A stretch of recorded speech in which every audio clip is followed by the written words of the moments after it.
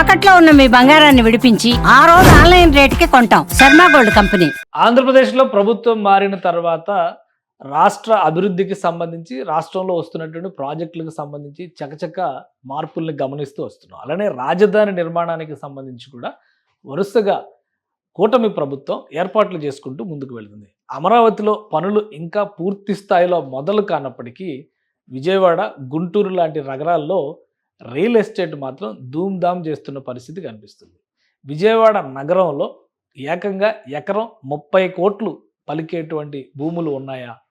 ఎకరం 30-35 కోట్లు విజయవాడ నగరంలోనే పలుకుతున్నాయంటూ ప్రచారం సోషల్ మీడియాలో హోరెత్తిపోతుంది. ఇందులో వాస్తవం ఏంటి?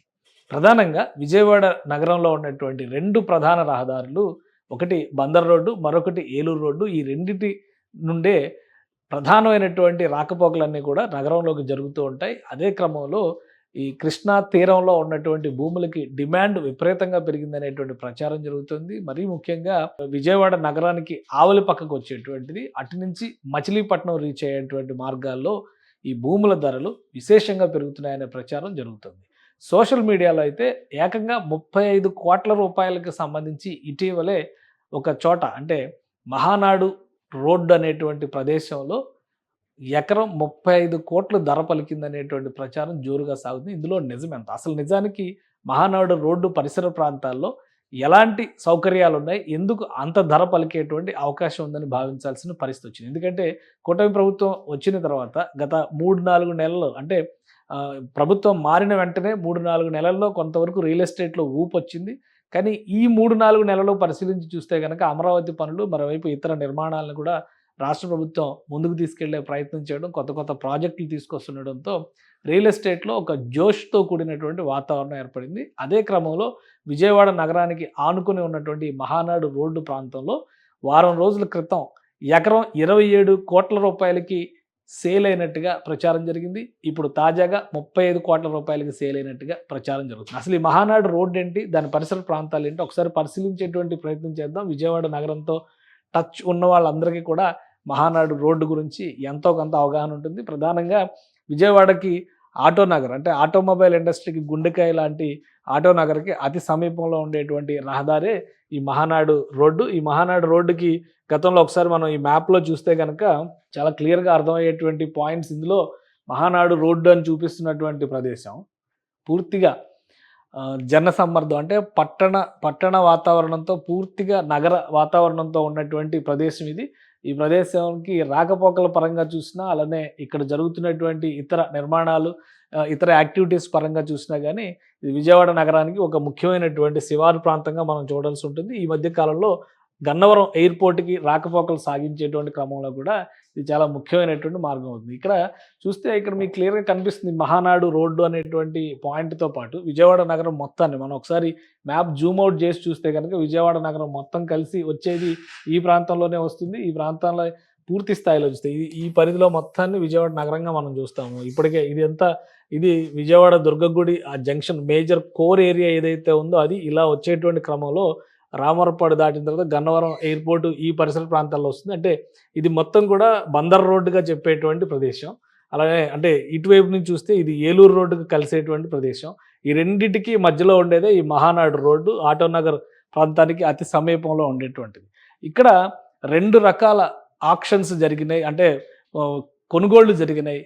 గత వారం 10 రోజుల క్రితం ఎకరం 27 కోట్ల రూపాయల ధర పలికింది అనేది ఒక సమాచారం. ఎకరం 27 కోట్లు అంటే హైదరాబాద్ నగరంలో ఉన్నటువంటి కీలకమైన ప్రదేశాలు, కోకాపేట లాంటి ప్రాంతాల్లో ఎంత రేట్ ఉంది ఒకసారి అంచనా వేయచ్చు. అలానే ఇప్పుడు తాజాగా జరిగినటువంటి విక్రయంలో 35 కోట్ల రూపాయలకి కొనుగోళ్లు జరిగినాయి అని చెప్పారంటే ఎకరం అంత ధర పెట్టి కొన్నప్పుడు ఆ ప్రాంతాల్లో ఎలాంటి నిర్మాణాలు జరుగుతాయి, ఏ విధంగా వాటిని వినియోగించే అవకాశం ఉంటుంది అనేటువంటి చర్చ కూడా విస్తృతంగా జరుగుతుంది. అలానే ఈ ప్రదేశాన్ని ఒకసారి మనం పరిశీలించి చూస్తే కనుక వాస్తవానికి మహానాడు రోడ్డుకు సంబంధించినటువంటి ప్రాంతం పూర్తిగా ఆటోమొబైల్ ఇండస్ట్రీకి అనుసంధానించి ఉన్నటువంటి ప్రదేశం కాబట్టి ఇది 360 గూగుల్ 360లో చూస్తే కూడా మనకు అర్థమవుతుంది ఈ ప్రాంతంలో ఉన్నటువంటి డెవలప్మెంట్. అంటే ఇది పాత చిత్రాలు కావచ్చు, 1-2 సంవత్సరాల క్రితం తీసినవి అయ్యి ఉండొచ్చు.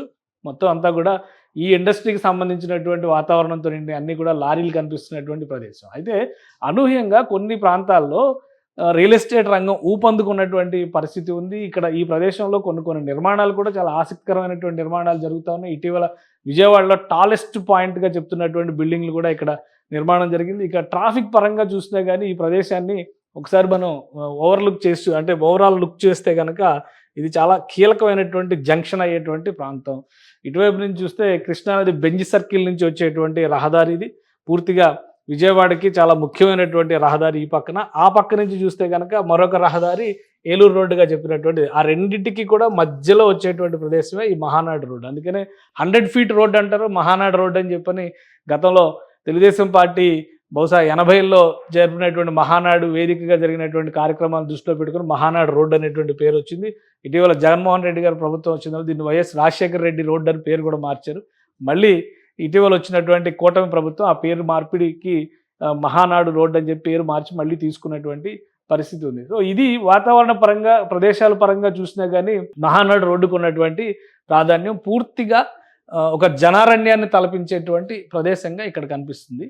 ఇక్కడ కొత్త వెంచర్లు ఇటీవల కాలంలో వచ్చినాయి. ఆ కొత్త వెంచర్లు వచ్చినాయి.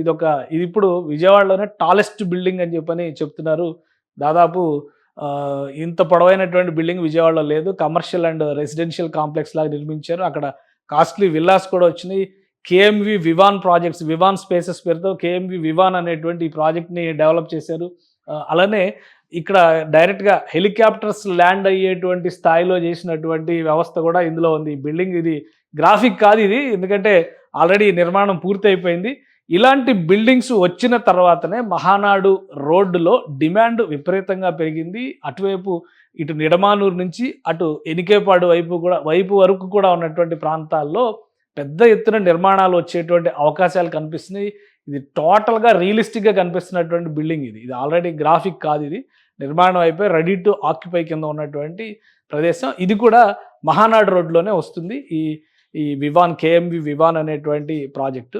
సో ఇదే తరహాలో ఇప్పుడు 2 పెద్ద ల్యాండ్ పార్సిల్స్ సేల్ అయినాయి. 27 కోట్ల రూపాయలు ఒకటి, 35 కోట్ల రూపాయలు మరొకటి అనేటువంటి చర్చ జరుగుతుంది. ఒకవేళ అదే నిజమైతే కనుక ఇక్కడ పెద్ద ఎత్తున రియాలిటీ రంగం ఊపందుకునేటువంటి అవకాశాలు కనిపిస్తున్నాయి. ఈ ప్రాంతానికి ఉన్నటువంటి మరొక ముఖ్యమైనటువంటి ప్రాముఖ్యత ఏంటంటే విజయవాడ నుంచి బందరు వెళ్ళేటువంటి రహదారి మార్గంలో ఇది ఒక కీలకమైనటువంటి పాయింట్ అవుతుంది. అలానే దీంతో పాటు ఇతర ప్రదేశాలను ఒకసారి మనం మ్యాప్లో మళ్ళీ పరిశీలించి చూద్దాం. ఎందుకంటే అది స్ట్రాటజిక్ లొకేషన్ అని చెప్పడానికి ఉన్నటువంటి కారణాలు ఏంటి, దాన్ని ఒకసారి మనం పరిశీలించేటువంటి ప్రయత్నం చేద్దాం. మ్యాప్లో ఒకసారి చూస్తే స్ట్రాటజిక్ లొకేషన్ అని చెప్పడానికి మ్యాప్ని చూసి మనం అర్థం చేసుకోవాల్సినటువంటి విషయం ఏంటంటే కేవలం ఇది విజయవాడ నగరానికి సంబంధించినటువంటి మార్గంగానే చూస్తానికి అవకాశం లేదు. ఎందుకంటే ఒకసారి మీరు చూస్తే ఈ గ్రీన్ లైన్స్ అన్నీ కూడా మెయిన్ హైవేస్, రోడ్ కనెక్టివిటీ మొత్తం ఏ విధంగా ఉందనేది చూపించేటువంటి మ్యాప్ ఇది.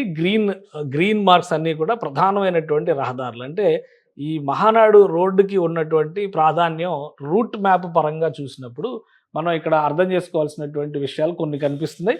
అందులో ముఖ్యమైనది ఏంటంటే విజయవాడ, గుంటూరు, అమరావతి ఇవన్నీ కూడా ట్రై సిటీస్గా మారేటువంటి ప్రదేశాలని ఆల్రెడీ మనం ఒక విశ్లేషణ చేస్తున్నాం. అంటే ఇది విజయవాడ కోర్ సిటీ అనుకుంటే కనుక ఇక్కడ ఉన్నటువంటిది విజయవాడ ప్రధానమైనటువంటి నగర ప్రాంతం అనుకుంటే ఇది విజయవాడ సబర్బర్. అంటే ఇటువైపు ఇబ్రహీంపట్నం వస్తుంది, ఇటువైపు కంకిపాడు వస్తుంది, మధ్యలో మహానాడు రోడ్డు ఉంది.